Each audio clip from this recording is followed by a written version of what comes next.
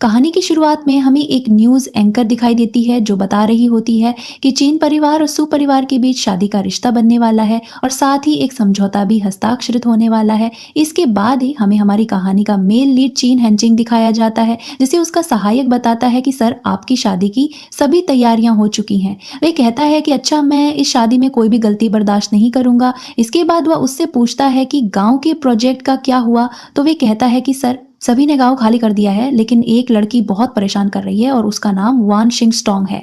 इसके बाद हमें हमारी फीमेल लीड दिखाई देती है जिसका नाम वान शिंगस्टोंग है और वो बुलडोजर के सामने बैठी हुई है और कह रही है कि मैं अपना घर नहीं तोड़ने दूंगी, अगर हिम्मत है तो मुझे मार दो। इसके बाद हमें शादी का दृश्य दिखाया जाता है जिसमें चिन हंचिंग मिस्सू को शादी की अंगूठी पहनाने जा रहे होते हैं। तभी वहां पर वान चिंगटोंग दुल्हन के कपड़ों में तैयार होकर आती है और ऐसा प्रिटेंड करती है जैसे उसकी और कीनी हैंचिंग की शादी पहले से ही हो चुकी है और रोने लगती है कि तुमने मुझे धोखा दिया है। मिस्सू उसकी ओर देखती हैं और उससे पूछती हैं कि यह सब क्या चल रहा है, जिस पर वो कहता है कि मुझे नहीं पता ये लड़की कौन है और मैं तो इसे पहली बार देख रहा हूँ। लेकिन वान चिंगटोंग कहती है कि मैं तुम्हारे साथ ऐसा करोगे तो भगवान की सजा के लिए तैयार हो जाओ। इस पर वो कहता है कि हाँ, मैं भी देखता हूँ तुम्हारी जैसी झूठी बात पर यकीन न करने के लिए भगवान मुझे क्या सजा देता है। और तभी सबको ऐसा लगता है कि भूकंप आया है और सब लोग एक दूसरे से बातें करने लगते हैं कि शायद ये लड़की सच बोल रही है, इसलिए ही भगवान गुस्सा हो गए। और तभी दो बच्चे आसमान से उतरते हैं जिन्हें देखकर सब लोग शॉक्ड, सरप्राइज्ड, हैरान, परेशान हो जाते हैं। इसके बाद वो बच्चे हंचिंग को हक कर लेते हैं और पापा पापा कहने लगते हैं, जो देखकर शिंगटोंग भी सोचती है कि ये तो पहले से शादीशुदा है और इसके दो बच्चे भी हैं। लेकिन तभी वो बच्चे शिंगटोंग को मोमी कहकर बुलाते हैं, जो देखकर वह हैरान हो जाती है। तभी वह लड़की कहती है कि मोमी डैडी, हम दोनों भविष्य से आए हैं आपकी लव स्टोरी में आपकी मदद करने के लिए। जो सुनकर उन दोनों को ही मजाक लगता है और शिंगटोंग सोचती है कि चलो अपना नाटक तो जारी रखती हूँ और वह फिर से एक्टिंग करने लगती है। अब मैं क्या करूंगी, कहाँ जाऊंगी इन दो बच्चों के साथ, यह बच्चे तो हमारे प्यार की निशानी थे। जिसके बाद बच्चे भविष्य से अपने माता पिता का मैरिज एग्रीमेंट लाए थे और वह सबको दिखाते हैं। इसके बाद मिस्सू कहती है कि अब कुछ भी समझाने की जरूरत नहीं है क्योंकि सब कुछ मेरे सामने है और मैं अब यह शादी नहीं करना चाहती। जिसके बाद वह शादी छोड़कर चली जाती है। इधर शिंगटोंग सोच रही थी कि अब मजा आया ना तुम्हें, तो मुझसे मेरा घर छीनना चाहते थे, मैंने तुम्हारी शादी ही कैंसिल करा दी। इसके बाद हंचेंग कहता है कि अच्छा, तो तुम मेरी पत्नी हो और तुम दोनों मेरे बच्चे हो, चलो मेरे साथ, अब सब सच साबित हो जाएगा। जिसके बाद वह उन दोनों बच्चों को लेकर पेरेंटिंग टेस्ट कराने जाता है और टेस्ट में यह साबित हो जाता है कि यह बच्चे उन दोनों के ही हैं। तो वह दिल में सोचता है कि ऐसा कैसे हो सकता है, मैं तो इस लड़की को जानता भी नहीं और यह मेरे दो बच्चों की माँ कैसे हो सकती है। इधर वो भी सोच रही होती कि मैं इसके साथ नहीं सोई और मैंने इसके बच्चे कब डिलीवर कर दिए, ये सब क्या हो रहा है। तभी शिंगटोंग की बेटी कहती है कि हम भविष्य से आए हैं, आज से 3 साल बाद आप दोनों एक दूसरे से बहुत प्यार करने वाले हैं और हम 4 बहुत खुशहाल परिवार हैं। इसके बाद वह किसी मैजिक से उनकी फैमिली फोटो उन्हें दिखाती है जिसमें वे लोग बहुत खुश नजर आ रहे थे और वे दोनों ही सोचते हैं कि हम दोनों एक साथ इतने कंफर्टेबल और खुश कैसे हो सकते हैं। इसके बाद हानचेंग का असिस्टेंट उसे बताता है कि आजकल इंटरनेट पर टॉप हिट्स में आपका टॉपिक ही सर्च किया जा रहा है और बहुत वायरल हो चुके हैं आपके इस स्कैंडल की वजह से। इधर वे दोनों फिर से लड़ रहे थे और एक दूसरे को कहते हैं कि मेरी पसंद ऐसी नहीं हो सकती। जिस पर उनका बेटा कहता है कि मॉमी डैडी, फ्यूचर चेंज नहीं हो सकता और आप दोनों एक दूसरे के प्यार में जरूर पड़ेंगे और एक दूसरे से अपनी खुशी से शादी भी करेंगे। जिस पर वे दोनों ही मुंह बनाकर कहते हैं कि ऐसा कभी नहीं होगा। जिसके बाद वह शिंगटोंग को कहता है कि मैं अपनी इमेज क्लियर करने के लिए तुमसे शादी कर रहा हूँ क्योंकि मीडिया में आजकल सिर्फ मेरी बातें हो रही हैं। जब तक ये सब क्लियर नहीं हो जाता तब तक हमारी शादी रहेगी। जिसके बाद वे दोनों अपने बच्चों, भविष्य वाले बच्चों के साथ जाकर मैरिज सर्टिफिकेट पर साइन कर लेते हैं और पिक्चर बनवाते हैं और अब दोनों लीगली मैरिड थे और दोनों ने ही मान लिया था कि वे बच्चे भविष्य से आए हैं, लेकिन दोनों को ही यकीन था कि उन दोनों को एक दूसरे से प्यार नहीं हो सकता। तभी हंचेंग कहता है कि तुम लोग चाहे जो भी करो, लेकिन मैं नहीं मान सकता कि मैं इसे पसंद करता था। और शिंगडोंग कहती है कि हाँ, मेरा टेस्ट इतना बुरा भी नहीं है। जिसके बाद उनकी बेटी कहती है कि मॉम डैड, आप दोनों ही एक दूसरे से बहुत प्यार करेंगे और साथ में रहेंगे, तभी तो मैं और भाई इस दुनिया में आए। जो सुनकर वे दोनों ही एक दूसरे को देखने लगते हैं। इधर उनकी शादी के बाद शिंगटोंग हानचेंग के घर आती है, तो वह उसे कहता है कि तुम इसे अपना घर बिल्कुल भी नहीं समझना और किसी भी चीज़ को हाथ मत लगाना, और कहता है कि मेरे घर में हर चीज़ बहुत महंगी है। जिसके बाद वो हानचेंग के बचपन की एक पिक्चर देखने लगती है, तो वो कहता है कि तुम मेरे घर में कोई भी चीज़ नहीं देख सकती, और कहता है कि यह मत भूलो तुम मेरी नकली पत्नी हो, तो कृपया असली बनने की कोशिश मत करो। और कहता है कि जैसे ही डिवोर्स हो जाएगा, मैं और तुम फिर से अलग हो जाएंगे और दोबारा कभी भी नहीं मिलेंगे। जिसके बाद जिंगटोंग पूछती है कि मैं कहाँ सोऊंगी, तो दोनों बच्चे एक साथ बोलते हैं कि डैडी के साथ ही सोएंगी, ना आप। जिसके बाद वह उनके मुंह पर हाथ रख देती है और कहती है कि ऐसे नहीं बोलते। उनकी यह बातें सुनकर हनचेंग कहता है कि तुम जैसे स्टूपिड लोगों के में तो मुंह भी नहीं लगता। लेकिन तभी उनकी फ्यूचर बेटी उसे कहती है कि ऐसा कुछ नाटक ना करें कि मॉम आपसे नाराज हो जाएं और आपको उन्हें मनाना पड़े, और उसे बताती है कि फ्यूचर में जब मॉम आपसे नाराज होंगी तो वे आपसे बहुत सारे गिफ्ट्स लेकर ही मानेंगी। जिसके बाद वो अपनी वॉच से एक स्क्रीन के जरिए उन्हें दिखाता है, जिसमें वो एक्सेंटोंग को कह रहा था कि मैं ही गलत हूँ, आई एम सॉरी, और उसे गिफ्ट्स देता है जिसे वो एक्सेप्ट कर लेती है और दोनों किस करने लगते हैं। जिसे देखकर प्रेजेंट वाले सिंगटोंग और हनचेंग को शर्म आ रही होती है और वे बच्चों की आंखों पर हाथ रख देते हैं। जिसके बाद सिंगटोंग कहती है कि तुम लोग मुझे ये क्या फेक चीजें दिखा रहे हो, तो वो कहता है कि मैंने वो फेक नहीं है मम्मी। तभी जिंगटोंग सोचती है कि मैंने इसे किस कैसे कर लिया, मुझे उल्टी भी नहीं आई। जिसके बाद हानचंग अपने एक सर्वेंट को बुलाता है और कहता है कि दोनों बच्चों के नहाने और सोने का इंतजाम करो। जिसके बाद वो उन दोनों को वहां से लेकर चली जाती है। जिसके बाद हानचंग का असिस्टेंट भी वहां से चला जाता है। जिसके बाद वो जिंगटोंग को कहता है कि मैं अब तुम्हें वार्न कर रहा हूं, अगर तुमने मेरे करीब आने की कोशिश भी की तो, और वहां से चला जाता है। जिसके बाद शिंगटोंग कहती है कि यह खुद को क्या समझता है और वह भी वहां से चली जाती है। जिसके बाद वे दोनों अलग अलग रूम में बैठे अपना अपना काम कर रहे थे। तभी उन दोनों को उनके फ्यूचर बच्चे चुपके से देख रहे थे और वे उन्हें देखकर कहते हैं कि यह दोनों अगर ऐसे ही रहे तो इन दोनों को कभी भी प्यार होगा ही नहीं। जिस पर हानचेंग का बेटा कहता है कि मेरे पास एक प्लान है, तुम्हें याद है? जिस पर वे दोनों ही कुछ सोचकर हंसने लगते हैं और कहते हैं कि तो अब समय आया है प्लान के फेज 2 को यूज करने का।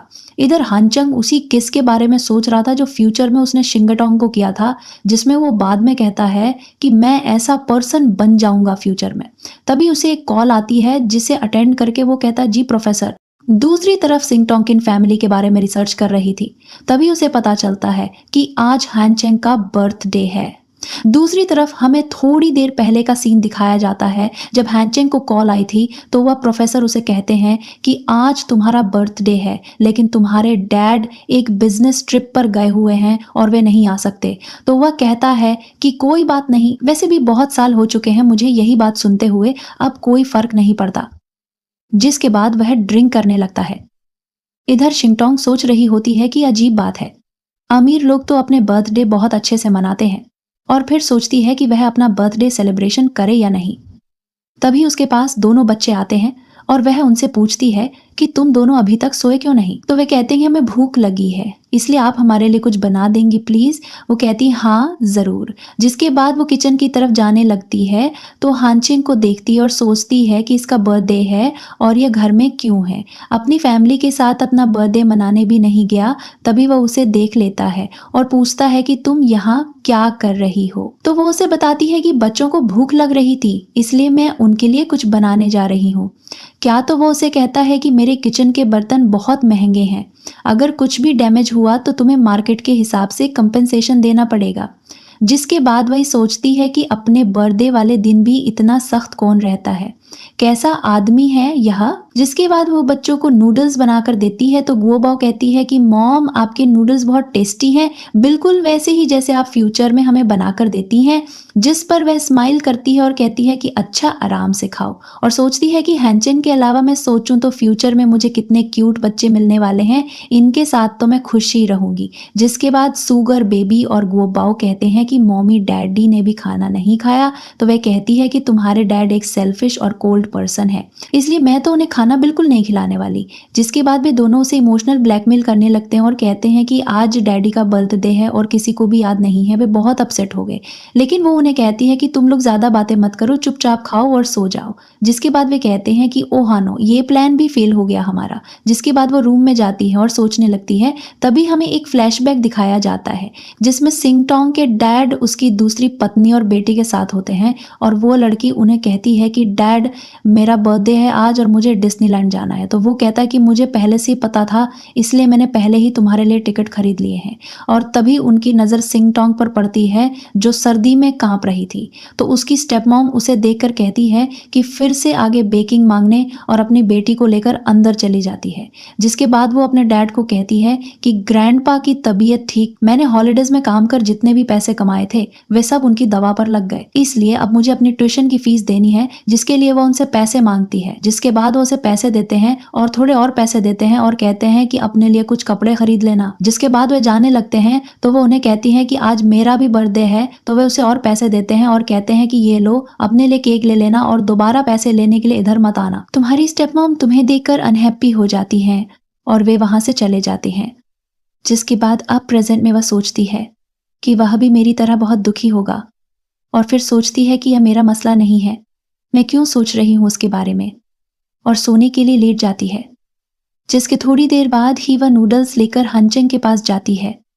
वह उसे कहता है कि तुम यहाँ क्या कर रही हो। तो वो कहती है कि मैंने नूडल्स ज़्यादा बना लिए थे और मुझे पता चला कि तुम्हारी मॉम भी तुम्हारे बर्थडे पर तुम्हें नूडल्स बनाती थी, इसीलिए खा लो और अगर नहीं खाना तो फेंक दो। और उससे उसकी ड्रिंक छीन लेती है और खुद से कहती है कि तुम कब सुधरोगे शिंगटोंग, कब लोगों की लाइफ में तंग आना छोड़ोगी। इधर हनचिंग को नूडल्स देखकर याद आता है कि उसकी मॉम भी बर्थडे वाले दिन उसे ऐसे ही नूडल्स बनाकर देती थी।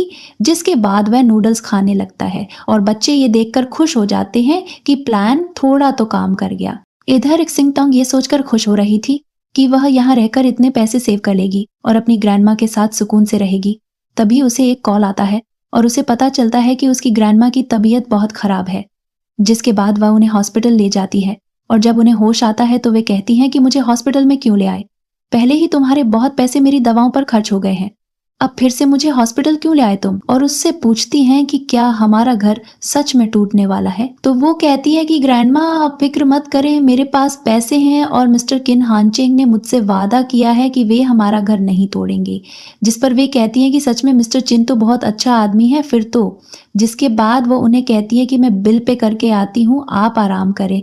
जिसमें बाद वो सोचती है कि थैंक गॉड मैंने सेविंग्स की थी जिसकी वजह से मुझे आज ग्रैंडमा के ट्रीटमेंट के लिए किसी से उधार लेने की ज़रूरत नहीं है। इधर हानचिंग अपने असिस्टेंट से कहकर शिंगटोंग की सारी इन्फॉर्मेशन निकालवाता है। तो वो उसे पूछता है कि सर आपको एकदम से मिस शिंगटोंग में इतना इंटरेस्ट कैसे हो गया। तो वो उसे कहता है कि मैंने उससे फेक मैरिज की है, इसलिए मुझे उसकी सारी इन्फॉर्मेशन पता होनी चाहिए। और दिल में सोचता है कि ऐसा कैसे पॉसिबल है कि मैं सिर्फ एक बाउल नूडल्स के पीछे उसके प्यार में पड़ जाऊं। जिसके बाद वो उसे बताता है कि जब मिस वैन 7 साल की थी तब उसके फादर ने दूसरी शादी कर ली थी और वे अपनी दूसरी पत्नी के साथ शिफ्ट हो गए थे। जिसके बाद वो अपनी ग्रैंडमा के साथ ही रहती है और वो अपनी ट्यूशन फीस पे करने के लिए हर तरीका का काम करती है। और उसे बताता है कि मिस वान की लाइफ बहुत डिफिकल्ट है और वो कल रात से गायब है, मुझे नहीं पता वो कहाँ गई हैं। जिसके बाद वो उससे पूछता है कि पता करो वो कहाँ है और वो कहता है कि ठीक है मैं पता करके बताऊंगा और वहां से चला जाता है। इधर जब हनचंग बिल पे करने लगती है तो उसे पता चलता है कि उसका कार्ड तो खाली है। जो देखकर वो बहुत ज़्यादा शॉक्ड होती है और अपने डैड के पास जाती है और उनसे पूछती है कि क्या आपने मेरे कार्ड से पैसे निकाले हैं। तो वे कहते हैं हाँ मुझे बिजनेस के लिए नीड थी इसीलिए। तभी वह अंदर आकर देखती है तो उसके डैड ने वो पैसे उसकी स्टेप सिस्टर के लिए गिफ्ट खरीदने के लिए खर्च किए थे, जो देखकर वो बहुत हर्ट होती है। जिसके बाद उसकी स्टेप सिस्टर और स्टेप मॉम शिंगटोंग के खिलाफ उसका ब्रेन वॉश करते हैं और कहते हैं कि गांव में इसका घर टूटने वाला है जिसके बदले में इसे 3 मिलियन मिलेंगे। जिस पर वे शिंगटोंग पर गुस्सा करते हैं कि तुमने मुझसे ये बात छुपाई। तो वो कहती है कि मैंने पैसे नहीं लिए क्योंकि मेरा कोई इंटेंशन नहीं था अपना घर तोड़ने का। और उसके बाद उसकी स्टेप मॉम उसे एग्रीमेंट देती है जिसमें वो उसे वह सारे पैसे वापस मांगती है जो अब तक उसके डैड ने उस पर लगाए थे। जो सुनकर वो कहती है कि मेरी मॉम का छोड़ा हुआ घर पर तुमने कब्जा कर लिया, मेरी ग्रैंडमा के इलाज के पैसे तुमने ले लिए और अब भी तुम मुझसे पैसे मांग रही हो।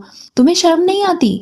जिसके बाद उसके डैड कहते हैं कि तुम्हारी स्टेप मॉम ठीक कह रही है, मुझे पैसे चाहिए मेरे बिजनेस के लिए। जिसके बाद वह कहती है कि मैं भूली नहीं हूँ कि आपने इस औरत के लिए कैसे मेरी मॉम को धोखा दिया था। जिसके बाद वह उसे धक्का देते हैं और वह नीचे गिर जाती है। इधर एक्सेंटोंग नीचे गिरती है, तभी सुगर बेबी को भी दिल में दर्द होने लगता है।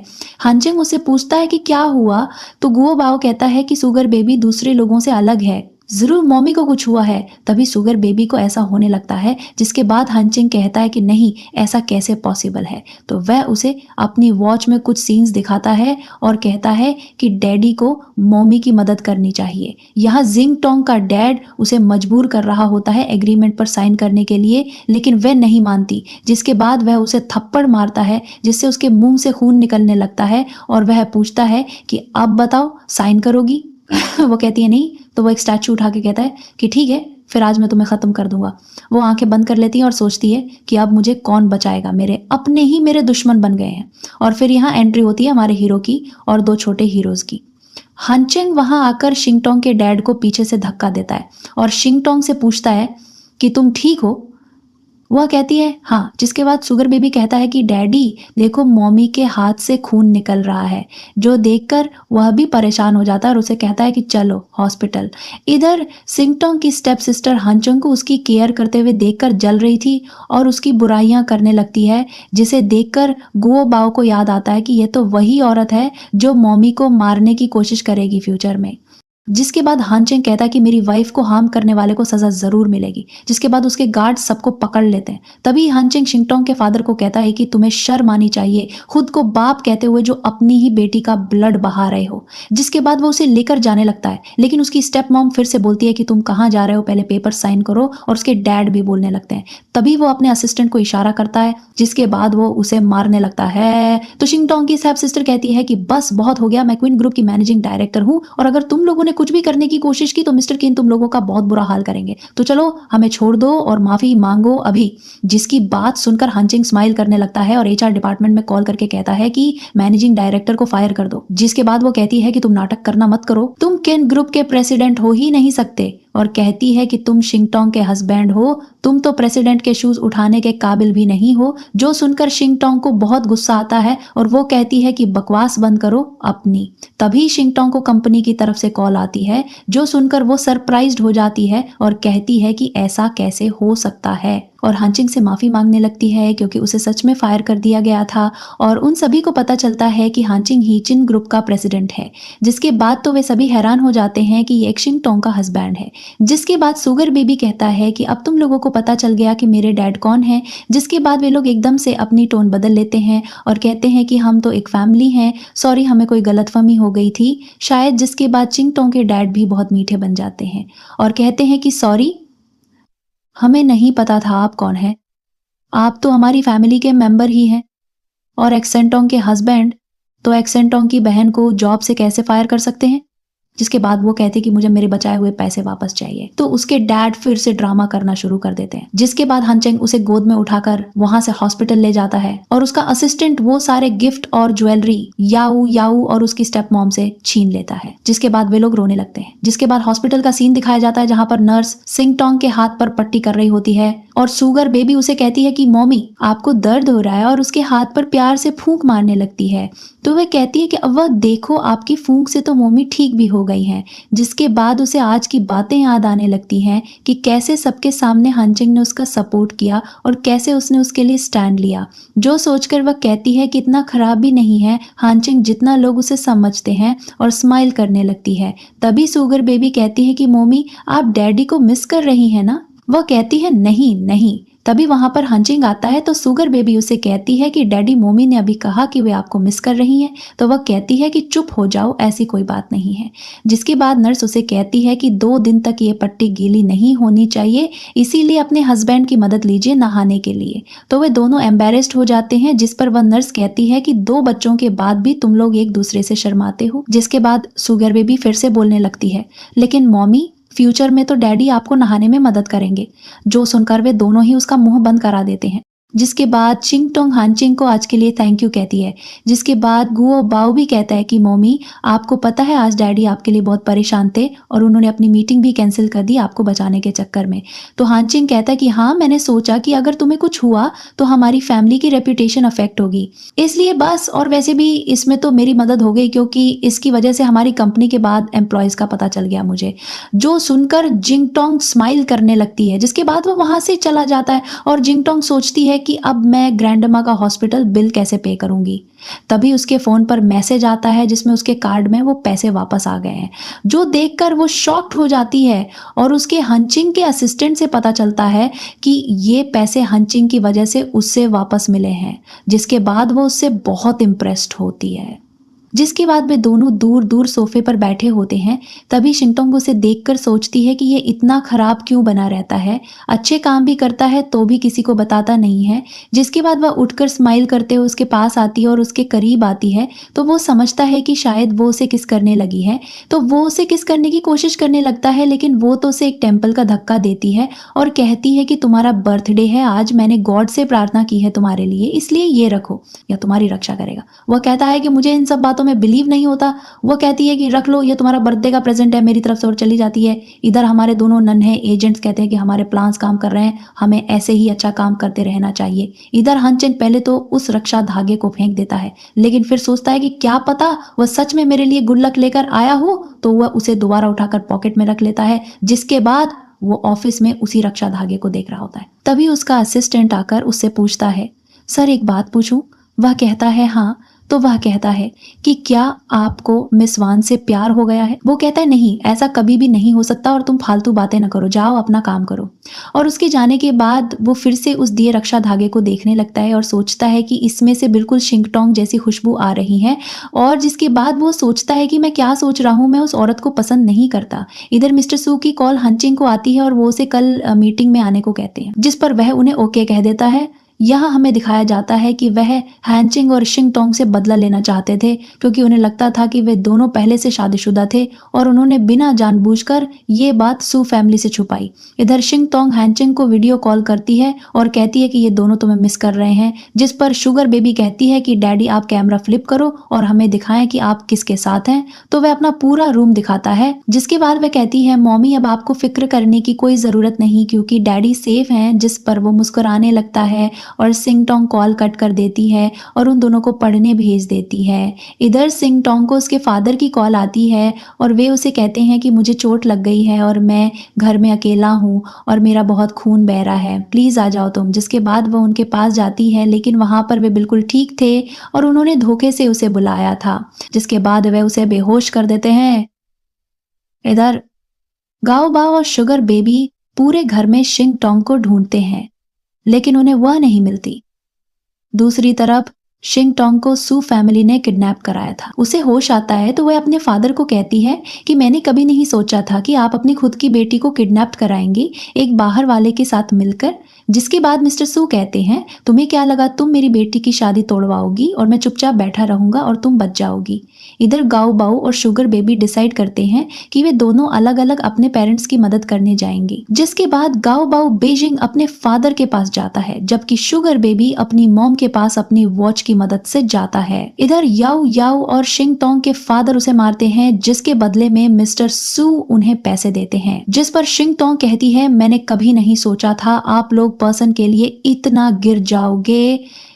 जिसके बाद मिस सू कहती है, फादर ये वही लड़की है जिसने मेरी शादी करवाई थी और ये हैंचिंग के 2 बच्चों की माँ भी है। ये बात मीडिया में इतनी फैल गई थी कि मुझे शादी से पीछे हटना पड़ा। जिसके बाद मिस्टर सू अपने गार्ड्स को बुलाते हैं जो उसे ले जाने लगते हैं। तभी वह कहती है, डैडी प्लीज़ मुझे बचा ले, मैं आपकी बायोलॉजिकल डॉटर हूँ, डैडी प्लीज़ मेरे साथ ऐसा कैसे कर सकते हैं, डैडी प्लीज़ मुझे बचा लें। लेकिन वे उसकी भी बात नहीं सुनते और कहते हैं, मैं भी देखता हूँ कि कौन तुम्हें बचाता है। जिसके बाद यहाँ गाओ बाओ आता है एक गार्ड को बांधकर अपने साथ और सब लोग शॉक्ड हो जाते हैं कि ये कैसे आया। तो गार्ड कहता है, मिस्टर सू ये बच्चा नहीं है, इसमें बहुत ताकत है। जिसके बाद गाओ बाओ कहता है कि अब मैं देखता हूँ कि मेरी मम्मी को कौन तंग करता है, और कहता है कि अब इसी वक्त मेरी मम्मी को छोड़ दो, नहीं तो तुम लोगों का बहुत बुरा हाल करूंगा और मेरे डैड मेरी मॉम को बचा लेंगे। जिसके बाद याओ याओ कहती है, बेटा तुम्हारे डैड बीजिंग में हैं और वहां से आने में 5 घंटे लगते हैं, तो वे तुम्हारी मॉम को नहीं बचा सकते। क्या उनके लिए कोई टेलीपोर्ट आएगा? तो गाओ बाओ हंसने लगता है और कहता है हाँ, टेलीपोर्ट से ही आएंगे और तुम लोगों को छोड़ेंगे नहीं। इधर हनचेंग का असिस्टेंट उसे बताता है कि शिंग टोंग को किडनैप कर लिया गया है और इसमें उसके डैड भी शामिल हैं, जो सुनकर वो थोड़ा सरप्राइज्ड होता है। इधर हनचेंग अपने असिस्टेंट को कहता है एक प्राइवेट प्लेन अरेंज करो, मैं शिंग टोंग को बचाऊंगा। तो वो कहता है आप जो भी कर लें, 5 घंटे से पहले वहां नहीं पहुंच सकते। जिसके वहां शुगर बेबी आती है, जिसे देखकर वो शॉक्ड हो जाता है और उसे कहता है डैडी मेरे साथ चलिए मम्मी को बचाने। इधर याओ याओ गाओ बाओ को कहती है कि यह बच्चा कैसी बातें कर रहा है, मुझे लगता है ये मानसिक रूप से बीमार है। तभी एक्सिंग टोंग कहती है मेरे बच्चों को कोई भी कुछ नहीं कहेगा। जिसके बाद गाओ बाओ उसे कहता है मम्मी आप फिक्र मत करें, जब मैं फ्यूचर से आ सकता हूं तो डैडी भी जरूर आएंगे। तो याओ याओ कहती है बेटा ये तुम्हारा डोरेमोन कार्टून नहीं है जो गैजेट की मदद से कुछ भी हो जाए। वह कहता है मैं सिर्फ 3 तक काउंट करूंगा और मेरे डैड इस दूर से बाहर आएंगे। जिसके बाद वो 3 तक काउंट करता है और तभी शुगर बेबी और हानचेंग उस दरवाजे से बाहर निकलते हैं, जो देखकर सब शॉक्ड हो जाते हैं और उससे पूछते हैं कि तुमने ये कैसे किया। मिस सू कहती है जरूर तुम्हें पहले से ही पता होगा इसके बारे में। तो वह कहता है मेरी वाइफ को बचाने के लिए मैंने ऐसा किया था। जिसके बाद वह मिस सू को थप्पड़ मारता और कहता है कि अगर किसी जे भी मेरी वाइफ और बच्चों को नुकसान पहुंचाने की कोशिश की तो मैं उसे छोड़ूंगा नहीं। जिसके बाद मिस्टर सू जो हानचेंग के डैड थे उसे कहते हैं कि मिसेज सू से माफी मांग लो, लेकिन वह कहता है मैंने कुछ गलत नहीं किया तो मैं माफी भी नहीं मांगूंगा। तभी मिस्सू कहती है अच्छा तो तुम्हें मुझसे माफी मांगनी ही पड़ेगी क्योंकि तुमने मुझे धोखा दिया, लेकिन तुम तो 2 बच्चों के बाप निकले। तो वह कहता है मुझे तुमसे शादी में कोई इंटरेस्ट नहीं था, मैं सिर्फ उस प्रोजेक्ट के लिए शादी कर रहा था, मैं सिर्फ सू फैमिली से जुड़ना चाहता था, वरना तुम जैसी लड़की से कौन शादी करेगा। जिसके बाद हनचन के डैड उसे कहते हैं कि मैं तुमसे आखिरी बार पूछ रहा हूं कि तुम इस लड़की को तलाक दोगे या नहीं। तो वह कहता है नहीं बिल्कुल नहीं।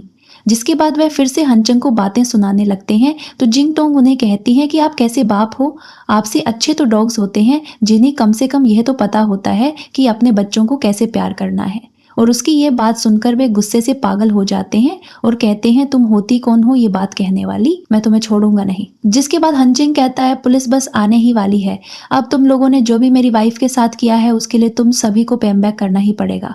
जिसके बाद जिंग टोंग की फैमिली फिर से इनोसेंट बनने की एक्टिंग करती है, लेकिन इस बार वो उनकी बातों में नहीं आती और वहां से हनचिंग के साथ बाहर आती है और उसे थैंक यू कहती है और एक्साइटमेंट में हक कर लेती है। जिसके बाद वो उसे कहती है सॉरी मैं थोड़ी ओवर एक्साइटेड हो गई थी। जिसके बाद वह बच्चों को कहती है चलो मैं आज तुम लोगों के लिए अच्छा सा खाना बनाती हूँ। इधर दूसरी तरफ शुगर बेबी और गाओबाओ बात कर रहे होते हैं कि अब मम्मी और डैडी को प्यार में पड़ जाना चाहिए। जिसके बाद गाओबाओ कहता है मेरे पास एक आइडिया है और एक तीर और कमान निकालता है और शुगर को बताता है कि हार्ट जिन भी 2 व्यक्तियों को लग जाए वे 10 मिनट के लिए एक दूसरे के प्यार में पड़ जाते हैं।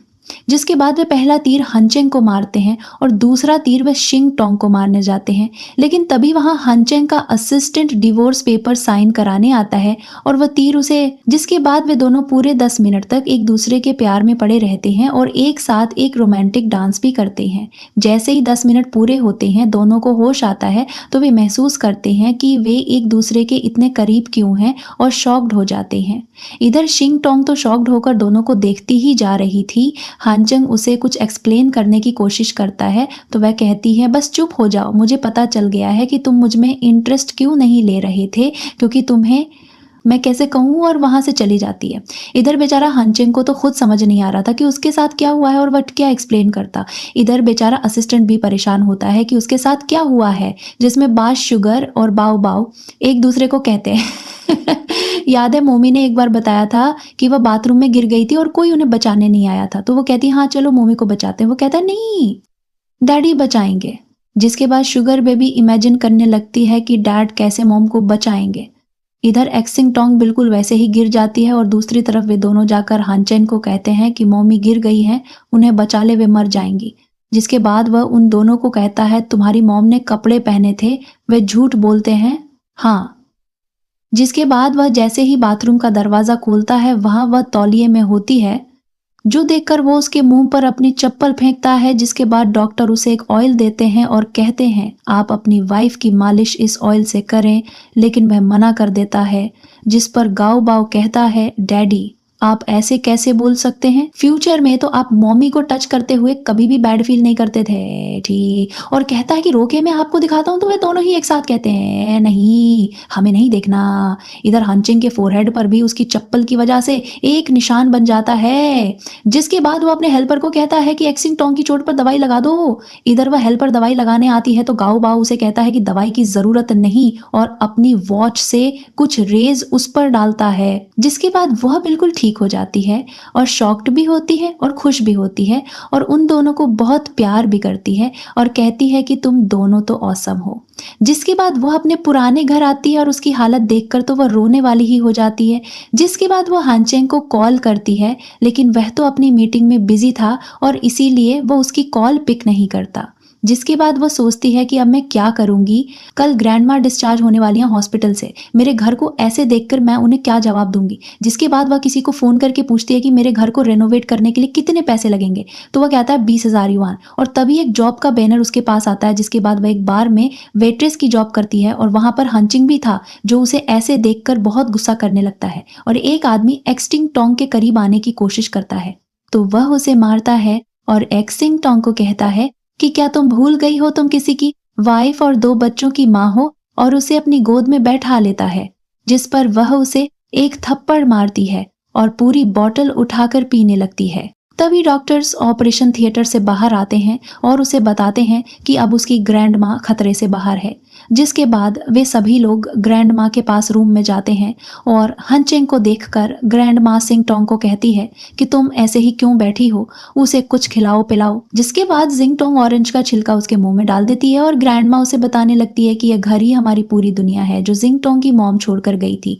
जिसके बाद हंचिंग बाहर आकर अपने असिस्टेंट को कहता है कि 24 घंटे के अंदर अंदर मुझे मिस वॉन का घर रेनोवेट करना है। तभी उसका असिस्टेंट उससे पूछता है, सर आपकी गर्दन पर क्या हुआ है? तो वह कहता है ऑरेंज एलर्जी, और वहां से चला जाता है। असिस्टेंट सोचता है सर ने कभी ऑरेंज नहीं खाया तो अब क्यों। जिसके बाद वहां एक नर्स आती है और उसे बताती है कि आपके हस्बैंड ने हॉस्पिटल के सारे बिल्स पे कर दिए हैं, आप बस साइन कर दें। जो सुनकर उसे बहुत अच्छा लगता है। जिसके बाद हंचिंग घर आता है तो एक्स चिंग टोंग उसे कहती है, थैंक यू, तुमने हॉस्पिटल बिल पे किया इसके लिए और मेरा घर भी रेनोवेट करवा दिया इसके लिए, और कहती है मैं तुम्हारे पैसे वापस कर दूंगी। तभी वो कहता है अरे इसकी कोई जरूरत नहीं है, और उन्हें देखकर गाओ बाओ और शुगर बेबी एक दूसरे से कहते हैं कि अब मामी और डैडी बहुत जल्द प्यार में पड़ने वाले हैं। तभी वहां हंचिंग का असिस्टेंट आता है और वो उसे ऑफिस की कुछ डिटेल्स देता है। जिसके बाद हंचिंग शिंग टोंग को कहता है आज तुम मेरे साथ पार्टी में जाओगी, रेडी हो जाओ। जिसके बाद वह कहती है मैं नहीं जाऊंगी, लेकिन बाद में वो मान जाती है। जिसके बाद वे दोनों पार्टी में जाते हैं तो मीडिया वाले उनका वेट कर रहे होते हैं। तभी कार से निकलने से पहले हानचिंग शिंग टोंग को कहता है, जो कहा था याद है ना? वो कहती है हाँ याद है, हैंड इन हैंड रखना है और लवली कपल की तरह बिहेव करना है। जिसके बाद वे दोनों कार से निकलते हैं तो हर कोई उनकी तारीफ करने लगता है और कहते हैं कि ये चार एक साथ बिल्कुल परफेक्ट लगते हैं। और ये सब देखकर याओ याओ बहुत जेलस हो रही होती है। जिसके बाद मिस सू के पास जाकर वो उन्हें ड्रिंक देती है। तभी वहां एक्सिंग टोंग और हानचिंग भी आते हैं और मिस सू एक्सिंग टोंग की इंसल्ट करने लगती है और याओ याओ भी कहती है कि मेरी बहन कचरा है। जिसे सुनकर गाओ बाओ को बहुत गुस्सा आता है और वो अपनी वॉच से उन दोनों के सर पर फ्लावर लगा देता है, जो देखकर सब लोग हंसने लगते हैं। जिसके बाद मिस्टर कुनजिन की ये बर्थडे पार्टी होती है और उन्हें गिफ्ट देने की बारी आती है तो मिस सू उन्हें एक एंटीक पेंटेड पॉट देती है जो 10 मिलियन की वर्थ का था, जिसे वे देखते भी नहीं है। तभी उनके बच्चे वहां आते हैं और सिंग टोंग को एक कार्ड देते हैं और कहते हैं कि इसमें 20,000 युआन है, ये तुम ले लो, लेकिन इसमें बाद में तुमसे कोई भी रिश्ता नहीं रखना चाहता, और वहां से चला जाता है। जिसके बाद जिंग टोंग की बारी आती है तो वह अपना गिफ्ट लेकर जाती है, लेकिन वह बॉक्स मिस सू ने याओ याओ से कहकर पहले ही खाली करवा दिया था। जिसके बाद सब लोग उनका मजाक उड़ाते हैं और मिस्टर कुन भी बहुत गुस्सा हो जाते हैं और कहते हैं कि ये मेरी बेइज्जती है, इसके बदले अब तुम्हें सजा मिलेगी। लेकिन तभी हानचेंग कहता है मुझे सजा दें, मेरी वाइफ की कोई गलती नहीं है। जिसके बाद वहां गाओ बाओ आता है और कहता है गिफ्ट तो यहाँ पर है, जो देखकर सब लोग फिर से कहते हैं मिस्टर चिन के पास। अब गिफ्ट के पैसे नहीं थे तो वे अपने बच्चे की ड्रॉ की हुई पेंटिंग उन्हें एज अ गिफ्ट देंगे, जिसके बाद मिस्टर कुन वह पेंटिंग देखते हैं तो शॉक्ड हो जाते हैं। तभी गाओबो अपनी वॉच के थ्रू एक्सिंग टोंग के कान में कुछ कहता है तो वह मिस्टर कुन को कहती है कि ये वही पेंटिंग है जो आपकी बेटी और आपने मिलकर बनाई थी, ये हमें उसके स्कूल से मिली थी। जिसे देखकर मिस्टर कुन तो इमोशनल हो जाते हैं और कहते हैं कि हाँ, मैंने उसके साथ ये पेंटिंग बनवाई थी। जिसके बाद गाओ बाओ अपनी वॉच के थ्रू उन्हें अपनी बेटी दिखाता है जो उन्हें बर्थडे विश करती है। जिसके बाद वे भी कहते हैं कि आज का बेस्ट गिफ्ट मुझे तुम चारों ने दिया है, ऐसा गिफ्ट मुझे कोई नहीं दे सकता था। और सबके सामने घोषणा करते हैं कि विलेज के प्रोजेक्ट में हनचेंग को दे रहे हैं और कहते हैं कि वहां के शेयर घरों को तोड़कर वहां एक नया प्रोजेक्ट बनेगा। जिसे सुनकर जिंग टोंग गुस्से में आ जाती है और हानचिंग को कहती है कि तुमने मेरे साथ धोखा किया है। जिसमें बाद वो मिस्टर कुन को कहता है कि मैं चाहता हूं कि उस विलेज के घरों को न तोड़ा जाए क्योंकि वो विलेज एक हिस्टोरिकल विलेज है। और तभी गाओ बाओ भी अपनी वॉच से दिखाता है कि वो विलेज फ्यूचर में कितना ग्रो करेगा, जिसे देखकर मिस्टर कुन खुश हो जाते हैं और कहते हैं कि तुम लोग जीनियस हो। इधर पार्टी में हानचंग ड्रंक हो जाता है, जिसकी वजह से सिंग टोंग उसे रूम तक ले जाती है। लेकिन तभी उसकी एज सर्वेंट आकर बताती है कि गाओ बाओ और शुगर बेबी को कुछ हो गया है, तो वो उसे रूम में छोड़कर उन्हें देखने भाग जाती है और उसके पीछे से याओ याओ हानचंग के ड्रंक होने का फायदा उठाने आती है। इधर बच्चों को ठीक देखकर सिंग टोंग को एहसास होता है कि कुछ तो गड़बड़ है। जिसके बाद वह घर जाती है तो दरवाजा लॉक होता है और अंदर से किसी लड़की की आवाजें आ रही होती हैं, जो सुनकर वह कुछ और ही समझ लेती है। लेकिन तभी शुगर बेबी अपनी वॉच से दरवाजा खोलती है, जो देखकर वे लोग बहुत खुश होते हैं। तभी गाओ बाओ अपनी वॉच से उस पर कुछ करता है और कहता है कि अब तुम हमेशा याद रखोगी। और हानचिंग का असिस्टेंट उसे मीडिया के सामने ले जाता है, जहां वह अपने बालों को पकड़ती है तो वे गिरने लगते हैं, जो देखकर वह जोर जोर से रोने लगती है। इधर हानचिंग ड्रंक होता है। तभी गाओ बाओ अपनी वॉच के थ्रू जिंग टोंग को उस पर धक्का दे देता है और दोनों की एक्सीडेंटली किस हो जाती है। जिसके बाद हानचिंग दोबारा से उसे किस करता है और फिर अपने आप को रोकने के लिए वहां से चला जाता है। नेक्स्ट सीन में हानचंग का असिस्टेंट उसके पास डिवोर्स पेपर लेकर आता है और कहता है कि इसका क्या करना है। तो वो बहाने बनाने लगता है, जो देखकर उसका असिस्टेंट भी हंसने लगता है, क्योंकि वो मानता ही नहीं था कि वो एक्सिंग टोंग को तलाक देना चाहता है। इधर एक्सिंग टोंग ग्रैंड माँ को डिस्चार्ज कराकर घर ले आती है तो विलेज के लोग हानचंग को दुश्मन समझकर मारने के लिए आते हैं और तभी एक आदमी एक्सिंग टोंग को मारने लगता है तो हानचंग सामने आता है और उससे चोट लगती है। जिसके बाद उसे हॉस्पिटल लेकर जाया जाता है तो एक्सिंग टोंग डॉक्टर की बात पूरी नहीं सुनती और समझती है कि वो मर गया और उसके लिए रोने लगती है। जिसके बाद वो उठ जाता है और उससे कहता है कि तुम जैसे मेरे लिए रो रही थी, मुझे ऐसा लगा कि तुम मुझे बहुत पसंद करती हो। जिसके बाद हानचिंग डिस्चार्ज होने के बाद सब गांव वालों को समझाता है कि उनका विलेज 5 साल बाद कैसा होगा। जिसके बाद सब लोग उससे माफी मांगते हैं और डिनर सेलिब्रेशन करते हैं। जिसके बाद एक्सिंग टोंग ड्रंक हो जाती है बहुत और हानचिंग को कहती है कि चलो फेक को रियल बना देते हैं और दोनों किस करते हैं और पूरी रात साथ गुजारते हैं। जिसके बाद सुबह एक्सिंग टोंग डिवोर्स एग्रीमेंट देख लेती है और वो कहती है, ओह, तो तुम मुझे तलाक देना चाहते हो। वो एक्सप्लेन करने की कोशिश करता है लेकिन वो नहीं मानती। जिसके बाद वो उसे मनाने के लिए कुछ स्पेशल करने का सोचता है, लेकिन तभी याओ याओ जिंग टोंग और दोनों बच्चों को किडनैप कर लेती है और उनकी वॉचेस भी उतार लेती है। तभी याओ याओ जिंग टोंग को चाकू से मारने लगती है। तभी वहां मिस सू आती है और वो उनकी पिक्चर क्लिक करके हानचंग को भेज देती है, जो देखकर वो भागा हुआ वहां आता है। जिसमें बाद वो जिंग टोंग के गले पर चाकू रखती है और हानचंग को कहती है कि अपने घुटनों के बल बैठकर मुझसे माफी मांगो। जिसके बाद वो नी डाउन होकर माफी मांगता है। जिसके बाद वो उसे भी उन तीनों के साथ बांध देती है और एक कार को उन्हें हिट करने को कहती है। कार उन्हें हिट ही नहीं कर पाती। जिसके बाद मिस्टर कुन भी गाओ बाओ जैसी वॉच लेकर आते हैं और मिस सू को बताते हैं कि मुझे यह वॉच हानचिंग ने गिफ्ट में दी थी, जिस वक्त से मैं इनकी जान बचा पाया। जिसके बाद मिस सू और याओ याओ को पुलिस पकड़कर ले जाती है और वे चारों बहुत खुश होते हैं। तभी एक्सिंग टोंग बच्चों को हक करने लगती है तो नहीं कर पाती। जिसके बाद गाओ बाओ उसे कहता है कि हमारा मिशन कंप्लीट हो गया है मम्मी, अब हमें जाना होगा। जो सुनकर वह रोने लगती है। तभी शुगर बेबी कहती है, मम्मी हम आपके पेट में आ चुके हैं, जल्द ही मिलेंगे। जिसके बाद वे दोनों गायब हो जाते हैं, लेकिन वे बहुत सैड थे। जिसके बाद 3 साल बाद का सीन दिखाया जाता है कि वे लोग एक साथ बहुत खुश थे और हमारी कहानी यहाँ पर हैप्पी एंडिंग के साथ खत्म हो जाती है।